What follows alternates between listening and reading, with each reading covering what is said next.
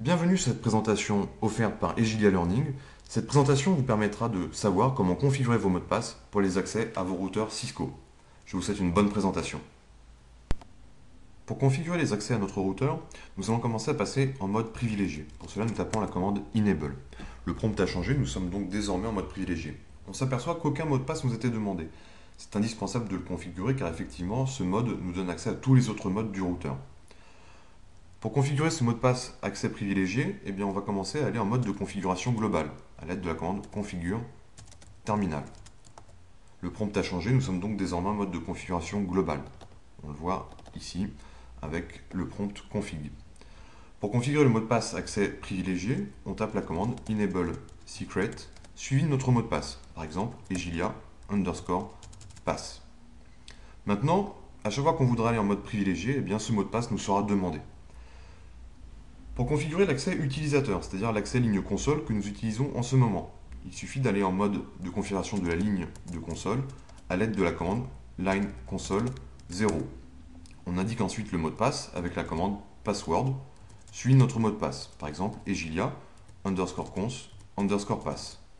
Pour préciser que ce mot de passe sera demandé à chaque accès en ligne de console, tout simplement nous tapons la commande login. On tape la commande exit pour repasser en mode de configuration globale.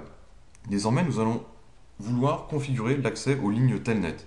Pour cela, rien de plus simple, nous tapons les commandes line VTY 015. Nous allons donc configurer les mots de passe pour les 16 lignes concurrentes d'accès Telnet. Et comme pour le mode privilégié, nous allons taper la commande password suivi de notre mot de passe. Par exemple, egilia_tel_pass. De la même manière, nous précisons la commande login pour indiquer que ce mot de passe sera demandé. Je vais désormais vous montrer le fichier de configuration globale, donc à l'aide de la commande showrun, qui est le diminutif de show running config. Donc on voit que le mot de passe accès privilégié, donc le enable secret, est bien crypté. On ne reconnaît pas notre mot de passe, celui que nous avons tapé juste avant. Par contre, on voit que les mots de passe pour les lignes console et les lignes VTY, eux, sont en clair.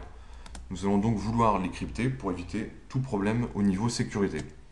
On retombe donc en mode de configuration globale, configure terminal, et nous allons activer le service de cryptage des mots de passe.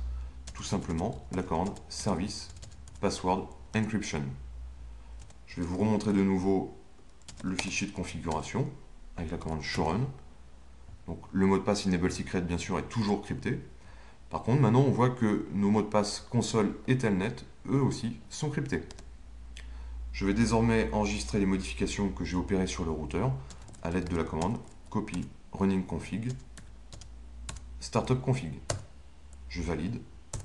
Et voilà, tous nos accès au routeur sont désormais sécurisés.